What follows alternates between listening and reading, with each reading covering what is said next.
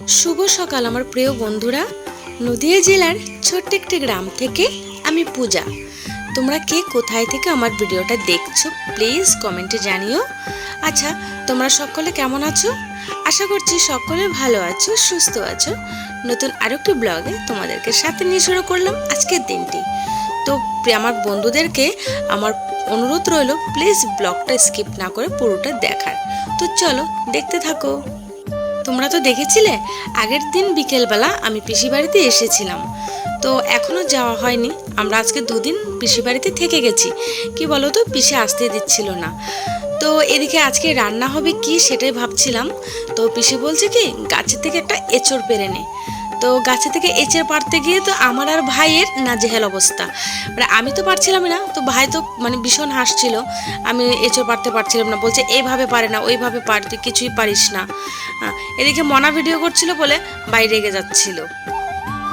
তারপর ভাই বললো কি আমাকে দে, আমি পেরে দিই। তো প্রথমত ভাইও পারলো না, এই যে দেখতে পাচ্ছ, ও কিন্তু পারলো না। আর আমরা তো সবাই মিলে ওদিকে হাসাহাসি করছিলাম।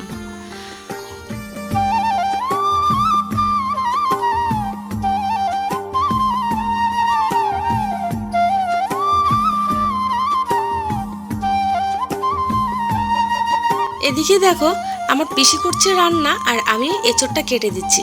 আর এঁচড় তো আমি কাটতেই পারি না ভালো করে। তো পিসিকে জিজ্ঞেস করছিলাম কিভাবে কাটবো, পিসি দেখিয়ে দিচ্ছিল আমাকে। তো লাস্ট পর্যন্ত কিন্তু আমি ভালো করে কাটতে পারিনি, অন্য একটা দিদি কেটে দিয়েছিল। এদিকে দেখো এটা হচ্ছে আমার ভাইয়ের মেয়ে।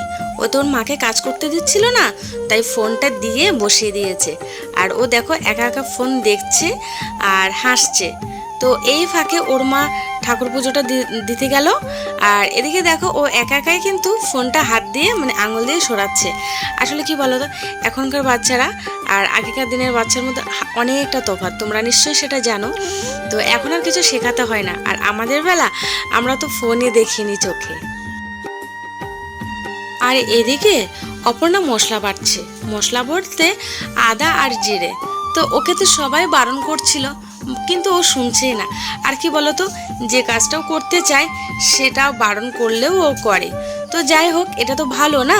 তো ও বলছে না আজকে জিরেটা আমি বাটবো। তো ও আদা জিরেটা বেটে দিল।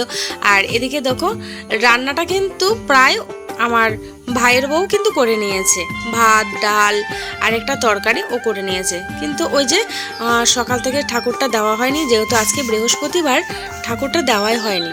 তো আমি বললাম ঠিক আছে এই রান্নাটা আমি করে নিচ্ছি, তুই ঠাকুরটা দিয়ে দে।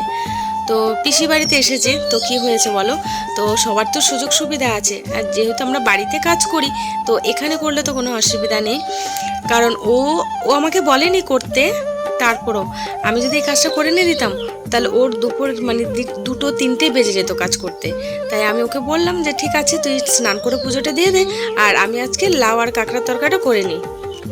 এদিকে দেখো তরকারিটা হতে হতে কিন্তু আমি উনানের যে ঘরটা সেটা আমি ঝাড় দিয়ে দিয়েছি। আর তরকারিটা ঢেলে আমি রেখে এসেছি রান্নাঘরে। এবার বাসন কটা মেজে নেব।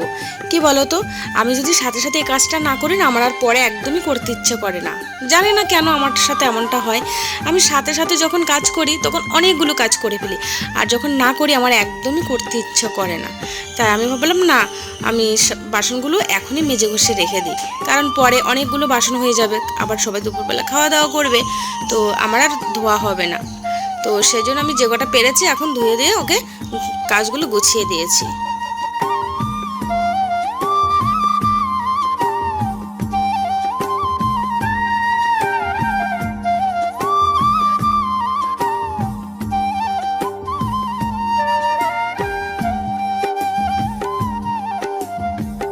এবার দেখো আমাদের না বাড়ি যাওয়ার পালা।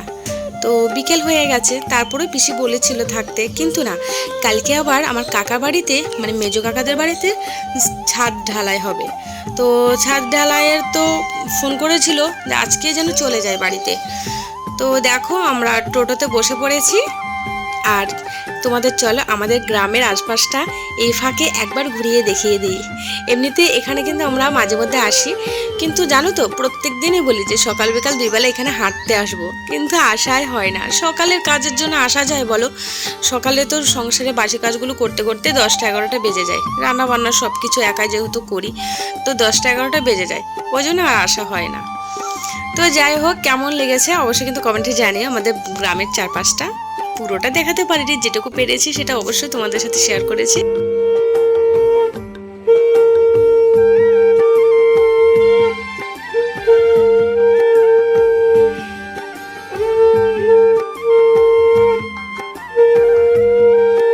এদিকে দেখো, আজকে তো বৃহস্পতিবার আর আমরা তো সকাল থেকে বাড়ি ছিলাম না, তাই মনা কি করেছে, সন্ধ্যাবেলা ঠাকুরটা দিয়ে দিয়েছে। মানে আমরা তো শুধু বলা সন্ধ্যাবেলা সন্ধ্যাবাতিটা দিই শুধু, তো ও বলেছে না মা আজকে যেহেতু বৃহস্পতিবার লক্ষ্মীর ঘরটাকে চেঞ্জ করব না, তো একবারে কি করেছে সন্ধ্যা পুজোটা দিয়ে দিয়েছে। আর দেখো, সন্ধ্যাবেলা না অপর্ণাকে দিয়ে 4টে সমোসা আনিয়েছিলাম। কি বলতো, এই সমোসাটা খেতে এত ভালো লাগে না, কি বলবো। তো যাই হোক, ও দুটো আর আমি দুটো খেয়ে নিলাম। এরপরে আজকে তো বেশ অনেক কদিন নাচ প্র্যাকটিস হয়নি, পিসি বাড়িতে ছিলাম, তার আগেও দুদিনও শরীরটা খারাপ ছিল, তাই কালকে তো আবার শুক্রবার, আর শুক্রবারে ওর নাচের ক্লাস আছে, তো সেই জন্য ওকে বললাম নাচগুলো প্র্যাকটিস করে নে, ম্যাম না হলে বকা দেবে। তো ও ঘুঙুরটা পরে নিচ্ছে নাচ প্র্যাকটিস করার জন্য। আর কি বলতো, আমাদের তো ছোট্ট একটা ঘর, আর এই ঘরে জিনিসপত্র রাখার পরে জায়গাই নেই, তো ওর না নাচ প্র্যাকটিস করতে খুবই অসুবিধা হয়ে যায়। তো কি করব বলো, এভাবে প্র্যাকটিস করতে হবে, নাচটা তো মানে কমপ্লিট করে যেতে হবে না। আজকে রাত্রে কিন্তু খাবারে আছে ডিম ভাজার ডাল সেদ্ধ। কি বলতো, আমি ভেবেছিলাম আলু মাখা করব, কিন্তু না, অপর্ণার ডাল সেদ্ধ এতটাই ফেভারিট, আর তাছাড়াও বেশ কয়েকদিন ধরে বলে যাচ্ছে মা ডাল সেদ্ধ করো। তো যাই হোক, আজকে রাতে তো হেভি খাওয়া, গরম ভাতের সাথে ডিম ভাজা আর ডাল সেদ্ধ। তো খাওয়া দাওয়াটা করে নিলাম, এবার আসবো ঘুমাতে। আর হ্যাঁ, ব্লগটা এখানে শেষ করছি। প্লিজ ব্লগটা কেমন হয়েছে কমেন্টে জানিও। আর একটা কথাই বলবো, আমাদের পাশে থেকো, সাথে থেকো, দেখা হবে নতুন আরেকটি ভিডিওতে। ততক্ষণের জন্য সবাই ভালো থেকো।